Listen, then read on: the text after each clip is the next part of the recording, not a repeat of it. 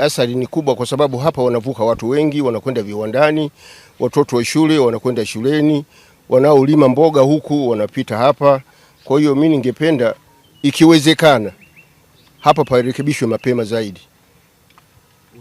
Na jamii kama hapa ilivyo ni kwamba wanavuka watoto wa shule ambao wanatokea ng'ambo yake, na sisi tulikuwa tunaliona hilo na tumeshanunua baadhi ya vifaa, tulikuwa tunataka kuanza kulishughulikia.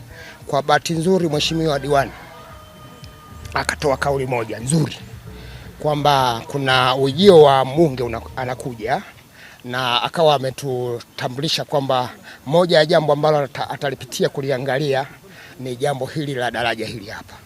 Na tunashukuru baada kuwa naye alitoa kauli hiyo Mheshimiwa Diwani, basi tumeona kwamba ni kweli kile alichosema ni sahihi. Hivyo ndio tunaona hivyo tumeweka hivyo, tunakuta kidogo inakuwa nafuu, lakini bado ni hatarishi. Tunaogopa kana kwamba mpaka tuje tuone kitu kimetendeka ndipo tutaamka. Hapana, tunaanza kujipanga bado kabla ya kutendeka kitu. Na tuna changamoto hii ya kivuko kwa muda mrefu kidogo, na tunamshukuru Mheshimiwa mbunge leo amekuja kujaribu kuona namna gani tunaweza kulitatua hili jambo kwa haraka, hasa kipindi hichi cha mvua ambacho watoto wanahitaji kwenda shule na kivuko tegemeo ni hichi. Kwa sababu wasipovuka hapa wanalazimika kuzunguka Kitwiru, kwa maana wakatokezea hivyo kule ndio waende shule, kitu ambacho kinawafanya wanachelewa masomo. Mimi na viongozi wenzangu tumekubaliana kwamba changamoto hii ya vivuko lazima iishe sasa. Hatutaki ibaki kuwa wimbo unaoendelea.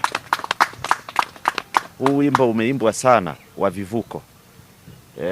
Hapa at least hata walijitahidi wakatengeneza kidogo, lakini ukienda kama Makolongodi pale kuna kivuko hakina kabisa hata miti, na watu wanalazimika kuzunguka eneo kubwa sana, mwendo mrefu sana wanatumia kwenda kufika shuleni, kufika kwenye makazi, na wengine kwenda kwenye shughuli zao za uzalishaji.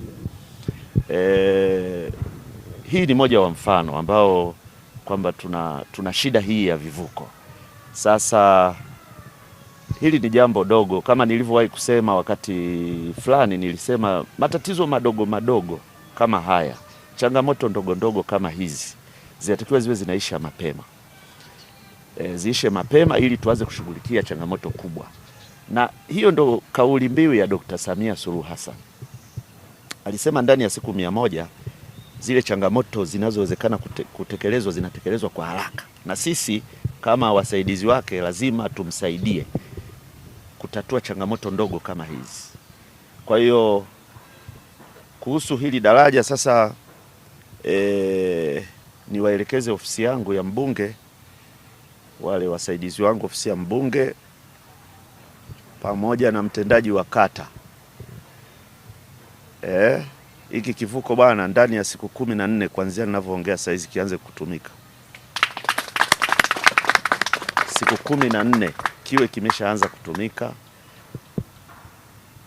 Ofisi ya mbunge ifanye juhudi ihakikishe kwamba hiki kivuko kinapitika,